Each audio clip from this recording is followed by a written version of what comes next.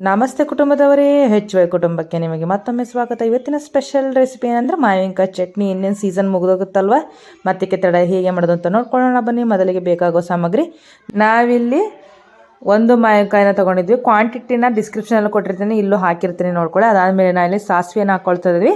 ಅದಾದಮೇಲೆ ಖಾರದ ಪುಡಿಯನ್ನು ಹಾಕ್ಕೊಳ್ತಾ ಇದ್ವಿ.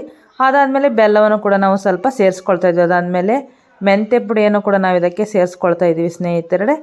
ಅದಾದಮೇಲೆ ಬೆಳ್ಳುಳ್ಳಿಯನ್ನು ಹಾಕ್ಕೊಳ್ತಾ ಇದ್ದೀವಿ. ಅದಾದಮೇಲೆ ಕರಿಬೇವು ಸೊಪ್ಪನ್ನು ಹಾಕ್ಕೊಳ್ತಾ ಇದ್ದೀವಿ. ಆಮೇಲೆ ರುಚಿಗೆ ತಕ್ಕಷ್ಟು ಉಪ್ಪನ್ನು ಹಾಕ್ಕೊಳ್ತಾ ಇದ್ದೀವಿ. ಅದಾದಮೇಲೆ ಇದನ್ನು ಮಿಕ್ಸಿಯಲ್ಲಿ ರುಬ್ಕೊಳ್ಳೋಣ ಬನ್ನಿ. ಅದಾದಮೇಲೆ ನಾವು ಸ್ವಲ್ಪ ನೀರು ಹಾಕ್ಕೊಂಡು ಮತ್ತೆ ರುಬ್ಕೋಬೇಕು.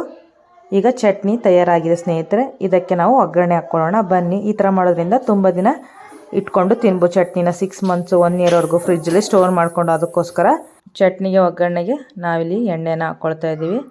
ಅದಾದಮೇಲೆ ಎಣ್ಣೆ ಕಾದ್ಮೇಲೆ ಕರಿಬೇವು ಸೊಪ್ಪು, ಜಜ್ಜಿದಂಥ ಬೆಳ್ಳುಳ್ಳಿ ಬೇಳೆ ಹಾಕ್ಕೊಳ್ತಾ ಇದ್ದೀವಿ. ಎರಡು ಚಟಪಟ ಅಂದಮೇಲೆ ನಾವೇನು ಈಗ ತಾನೇ ರುಬ್ಕೊಂಡಿದ್ವಲ್ವ ಚಟ್ನಿಯ ಮಿಶ್ರಣವನ್ನು ಇದಕ್ಕೆ ಸೇರಿಸ್ಕೊಳ್ಳೋಣ ಸ್ನೇಹಿತರೆ.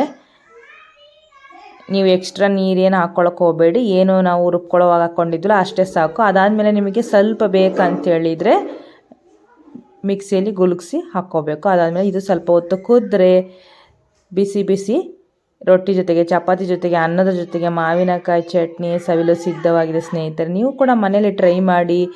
ಈ ರೆಸಿಪಿ ಹೇಗೆ ಬಂದಿತ್ತು ಅಂತ ಕಮೆಂಟ್ನ ಸೆಕ್ಷನಲ್ಲಿ ತಿಳಿಸಿ. ಮತ್ತೊಂದು ರೆಸಿಪಿಯೊಂದಿಗೆ ಮತ್ತೊಮ್ಮೆ ನಿಮ್ಮ ಮುಂದೆ ಮತ್ತೊಂದು ವಿಡಿಯೋದೊಂದಿಗೆ ಬರುತ್ತೀವಿ. ಅಲ್ಲಿವರೆಗೂ ಧನ್ಯವಾದ. ಹೀಗೆ ಸಪೋರ್ಟ್ ಮಾಡ್ತಾ